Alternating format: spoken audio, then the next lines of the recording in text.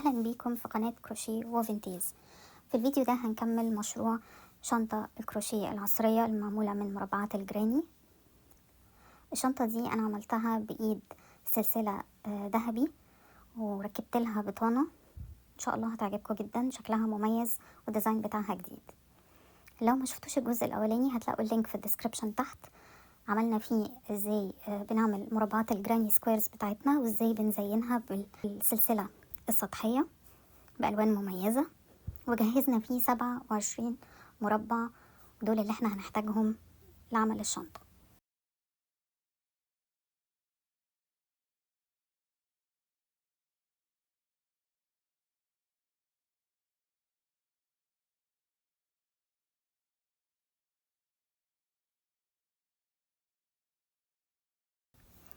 دلوقتي هنبدأ نشبك المربعات مع بعض.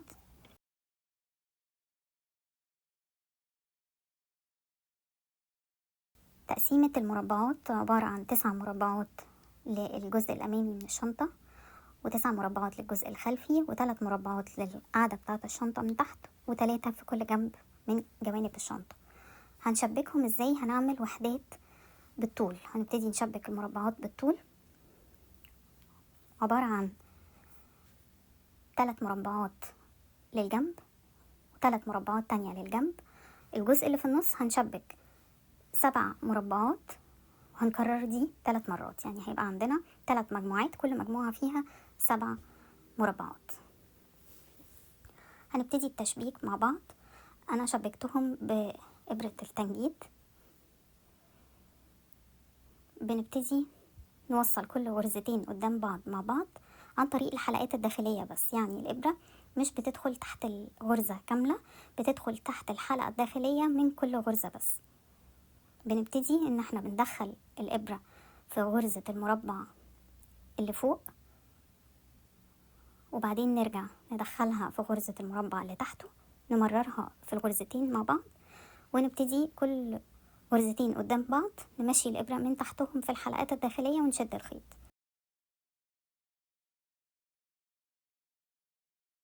هنكمل بالشكل ده لحد الجنب كله ما يتوصل بتاع المربعين. بنوصل خيط ونرجع تاني نوصل مربع تحتهم لحد ما يبقى عندنا 3 بالطول، وبكده نبقى وصلنا أول مجموعة من مجموعات الجنب. محتاجين مجموعتين طبعا، واحدة للجنب اليمين وواحدة للجنب الشمال.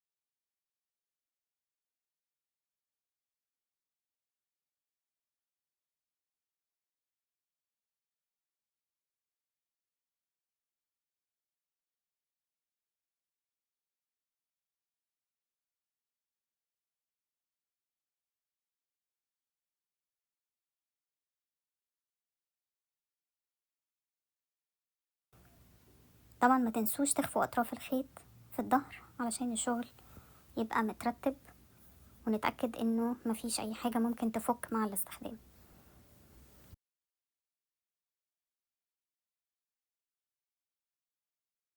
هنكرر خطوة التشبيك المربعات لحد ما يتكون عندنا 3 مجموعات كبيرة من 7 مربعات فوق بعض، ومجموعتين من 3 مربعات فوق بعض.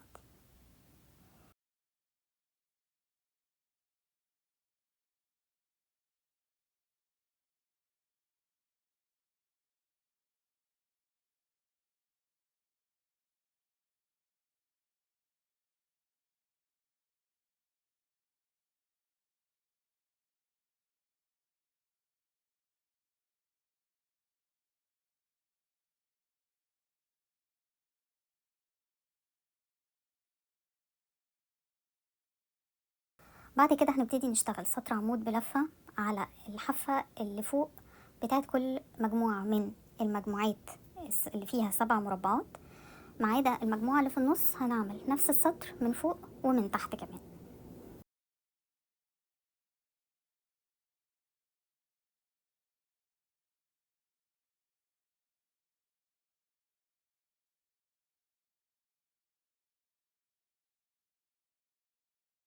السطر العمود بلفة ده بيدي عرض زيادة للشنطة.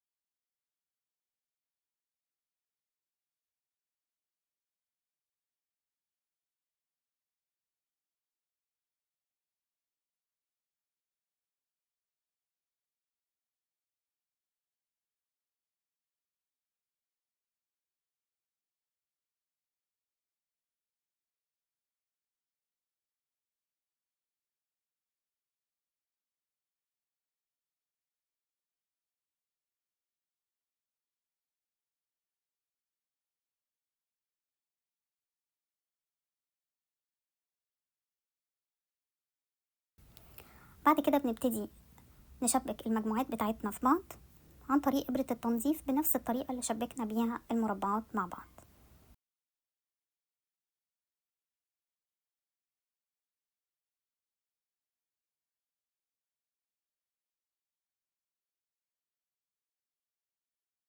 الخطوة اللي بعد كده هي البطانة.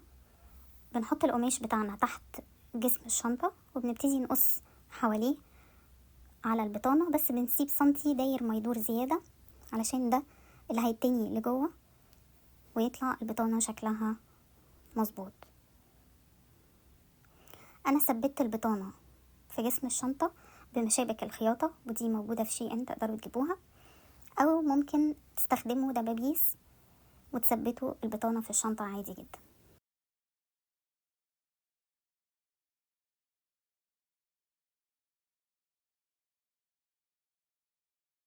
خيطتها خياطة بالايد، ممكن تخيطوها طبعا بالمكنة، وطبعا لازم يكون لون الخيط نفس لون البطانة ونفس لون اللون الاساسي للشنطة.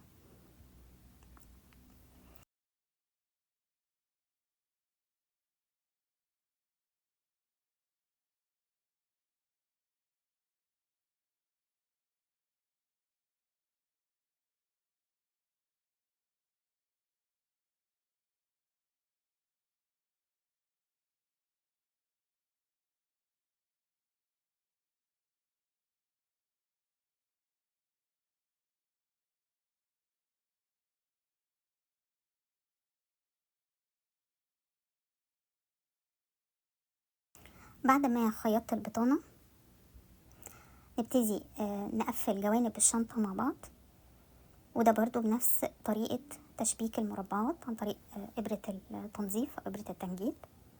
هنقفل الجوانب مع القاعدة، طبعا الناحيتين اليمين والشمال.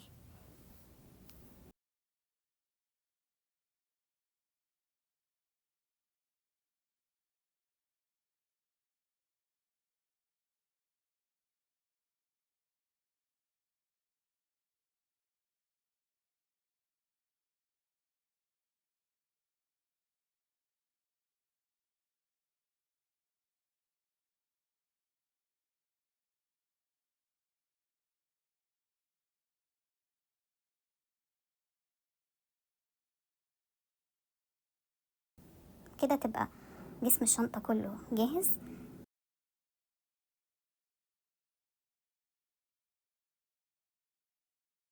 بعد ما خيطنا الجوانب هنرجع بقى ونبتدي نعمل سطر غرزة حشو على الحرف اللي فوق بتاع الشنطة داير ما يدور عشان يبقى شكله مترتب. ولما نوصل للكورنرز هنعمل غرزة نص عمود بدل غرزة الحشو.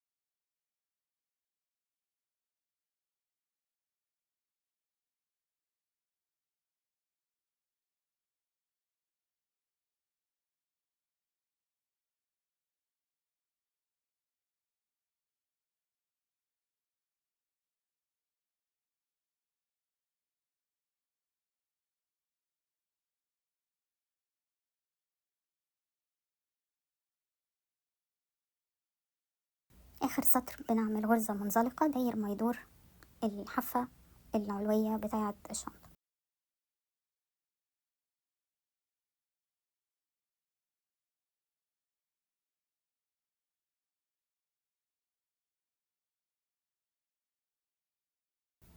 بكده بتبقى الشنطة بتاعتنا، جسم الشنطة جاهز. فاضل نركب اليد.